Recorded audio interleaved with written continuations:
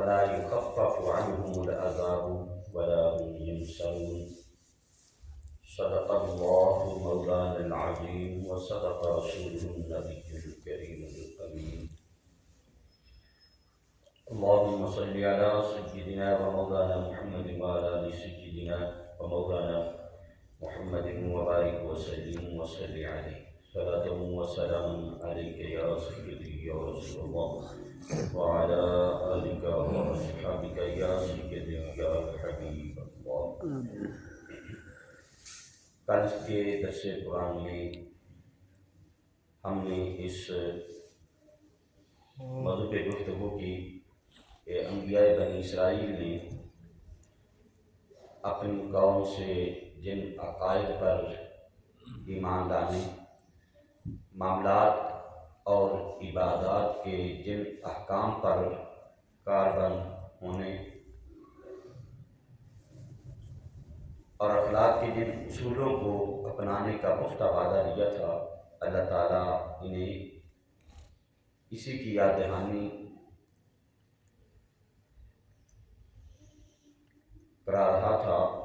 اور ساتھ ہی ہر بار ان کی وعدہ شکنی کا بیان ہوا کہ جب بھی ان سے کوئی پختہ وعدہ لیا گیا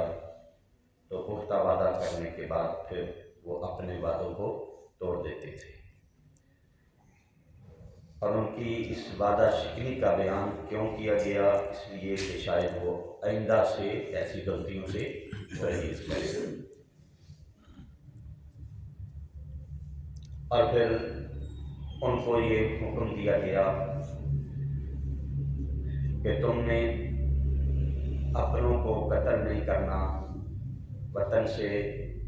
نہیں نکالنا، لیکن اس کے باوجود انہوں نے آپس میں ایک دوسرے کا گلا گھونٹنا شروع کر دیا، لڑائیاں شروع کر دی، جنگیں شروع کر دی، اور جو اسیران جنگ تھے، جنگ کے قیدی، ان سے فدیہ لینے دینے کے جواز پر استدلال کرنے لگے. تو قرآن کریم کہتا ہے کہ تورات تو تمہیں قتل و غارت کرنے سے اور کسی کو جلا وطن کرنے سے بھی روکتی ہے،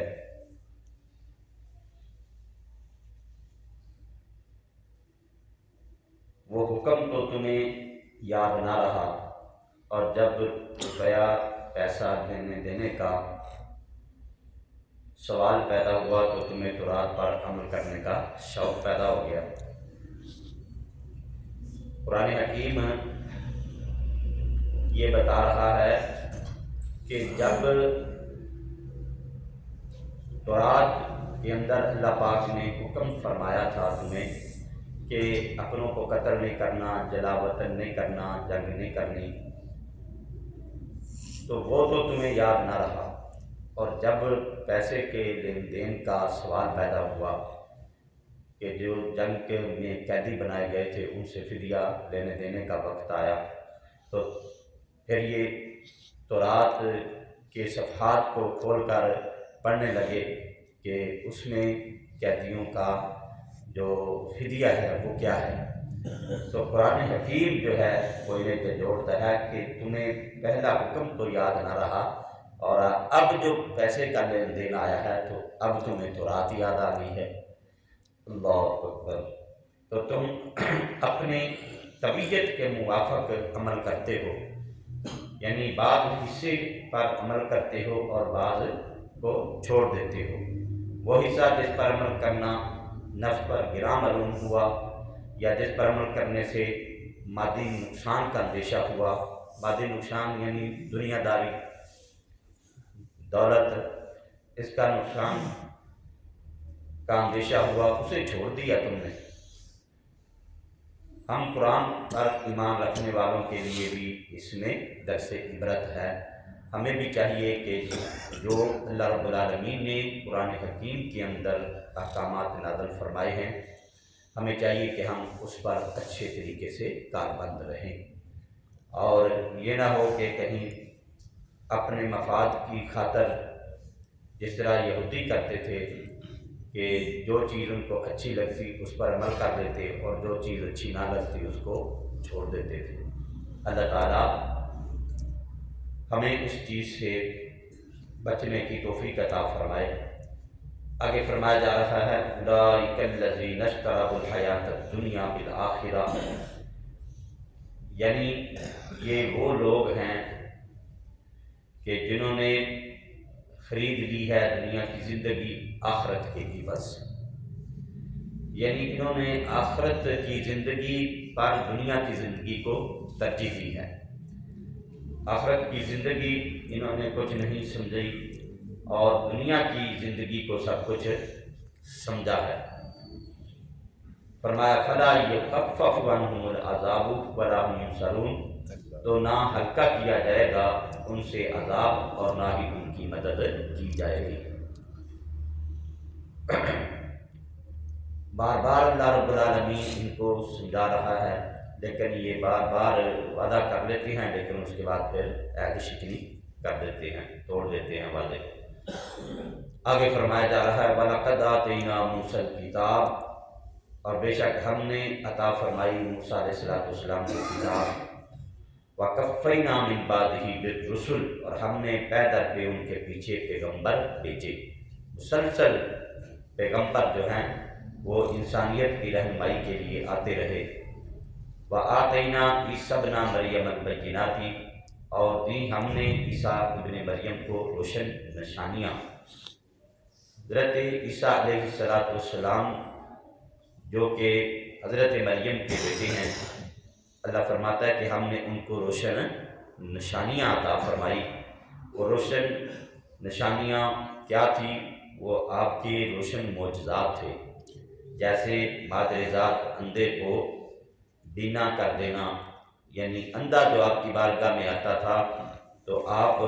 دم فرماتے، اللہ رب العالمین اس کو آنکھوں کی نعمت عطا فرما دیتا، اور کوڑی کو شفا بخشنا بھی آپ کے معجزات میں شامل ہے،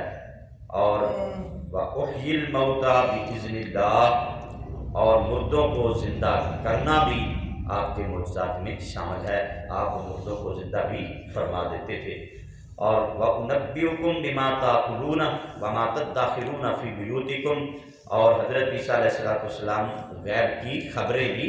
دیتے تھے، اور آپ فرماتے تھے کہ میں بتا سکتا ہوں جو میری بارگاہ میں آتا ہے کہ یہ کیا کھا کے آیا ہے اور کیا گھر کے اندر چھوڑ کے آیا ہے۔ تو جب حضرت عیسیٰ علیہ السلام کی یہ عظمت، یہ شان اور یہ مقام ہے کہ آپ مادرزاد اندھے کو آنکھیں دے سکتے ہیں، کوڑی کو شفا بخش سکتے ہیں اللہ کے حکم سے، مردوں کو زندہ کر سکتے ہیں، غیب کی خبریں دے سکتے ہیں، تو پھر حضرت عیسیٰ علیہ السلام کے نبی کی عظمت کیا ہوگی؟ نبی پاک صلی اللہ علیہ وآلہ وسلم آپ کے متعلق حضرت عیسیٰ علیہ السلام رب کی بارگاہ میں عرض کرتے تھے پروردگار عالم، کاش تو مجھے نبی نہ بناتا، اپنے آپ الزما پیغمبر امام الانبیاء صلی اللہ علیہ وسلم کا امتی بنا دیتا۔ اور حضرت عیسیٰ علیہ السلام اپنے امتیوں کو یہ فرمایا کرتے تھے کہ میرے بعد جو نبی آنے والا ہے، میں تو صرف بنی اسرائیل کی طرف نبی ورسولا الی بنی اسرائیل، میں تو صرف بنی اسرائیل کی طرف نبی بن کے آیا ہوں۔ I am indeed sent to the house of Israel، یعنی میں تو صرف بنی اسرائیل کی طرف نبی بن کے آیا ہوں، but after me، لیکن میرے بعد shall come the Messiah sent of God to all the world، میرے بعد جو نبی تشریف لا رہے ہیں وہ ساری کائنات کے نبی ہوں گے، مشرق و مغرب، شمال و جنوب، اور کائنات کے ذرے ذرے کے آپ نبی بن کے تشریف فرما ہوں گے۔ تو جب عیسیٰ علیہ السلام کی یہ عظمت و شان ہے تو ہمارے نبی کی عظمت و شان کیا ہوگی؟ اور آگے فرمایا وَأَيَّدْنَاهُ بِرُوحِ الْقُدُسِ، اور ہم نے تقویت دی انہیں جبریل سے، انہیں حضرت عیسیٰ علیہ السلام کو۔ تو بعض مفسرین نے کہا کہ اس سے مراد جبریل امین علیہ السلام ہیں، اور بعض مفسرین فرماتے ہیں کہ اس سے مراد اللہ تعالیٰ کا وہ اسم اعظم مراد ہے جس کی برکت سے حضرت عیسیٰ علیہ السلام مردوں کو زندہ کیا کرتے تھے۔ تو دو باتیں ہیں اس کے اندر۔ آگے فرمایا کہ أَفَكُلَّمَا جَاءَكُمْ رَسُولٌ بِمَا لَا تَهْوَىٰ، تو کیا جب کبھی لے آیا تمہارے پاس کوئی پیغمبر ایسا حکم جسے تمہارے نفس پسند نہ کرتے، تو استکبرتم، تو تم اکڑ گئے، یعنی جس کو تمہارے نفسوں نے جس بات کو پسند نہ کیا، جس حکم کو پسند نہ کیا، تو تم اکڑ جاتے ہو۔ اور فَفَرِيقًا كَذَّبْتُمْ، بعض کو تم نے جھٹلایا، وَفَرِيقًا تَقْتُلُونَ، اور بعض کو تم قتل کرنے لگ گئے۔ تو یہ بنی اسرائیل جو ہیں، جو یہودی جو ہیں، ان کے پاس جب کوئی پیغمبر اللہ تعالیٰ کا حکم لے کے آتا اور وہ حکم ان کے نفس جو ہیں اس کو پسند نہ کرتے تو اکڑ جاتے کہ ہم اس پر عمل نہیں کریں گے، اور پھر بعض نبیوں کو انہوں نے جھٹلایا اور بعض کو قتل بھی کر دیا۔ آگے فرمایا وَقَالُوا قُلُوبُنَا غُلْفٌ، یہودی بولے ہمارے دلوں پر تو غلاف چڑھے ہوئے ہیں، باتیں کیسی کیسی کرتے ہیں اور عمل کیسا ہے ان کا۔ کہنے لگے ہمارے دلوں پر تو غلاف چڑھا ہوا ہے، ہمارے اوپر تو کسی کی بات جو ہے وہ اثر ہی نہیں کرتی، اس لیے ہمارے عقائد محفوظ ہیں۔ کسی کا سحر بیان، یعنی کوئی بہت زیادہ خوبصورت بیان کرنے والا بھی ہمارے عقائد کو متزلزل نہیں کر سکتا، اور کسی کی قوت استدلال، کسی کے معجزات ہمیں اپنے عقائد سے متزلزل نہیں کر سکتے۔ اللہ تعالیٰ فرماتے ہیں کہ یوں نہیں بلکہ حقیقت یہ ہے بَلْ لَعَنَهُمُ اللَّهُ بِكُفْرِهِمْ فَقَلِيلًا مَا يُؤْمِنُونَ، بلکہ حقیقت یہ ہے کہ تمہاری مسلسل نافرمانیوں کے باعث تمہیں رحمت الہی سے محروم کر دیا گیا ہے۔ اصل حقیقت یہ ہے، اللہ تعالیٰ فرماتا ہے بَلْ لَعَنَهُمُ اللَّهُ بِكُفْرِهِمْ، نہیں بلکہ پھٹکار دیا ہے انہیں اللہ نے ان کے کفر کی وجہ سے، وہ بہت ہی کم ایمان لانے والے ہیں۔ تو مسلسل نافرمانیوں کے باعث اللہ تعالیٰ فرماتا ہے کہ تمہیں رحمت الہی سے محروم کر دیا گیا ہے، اب تم اس قابل ہی نہیں رہے کہ نور ایمان تمہارے دلوں کے ظلمت کدے میں داخل ہو سکے، تمہارے دلوں کے ظلمت کدے کو روشن کر سکے۔ تو اللہ رب العالمین جل مجدہ الکریم کی بارگاہ میں دعا ہے، اللہ خالق کائنات اپنے حبیب علیہ السلام کے صدقے سے ہم سب کو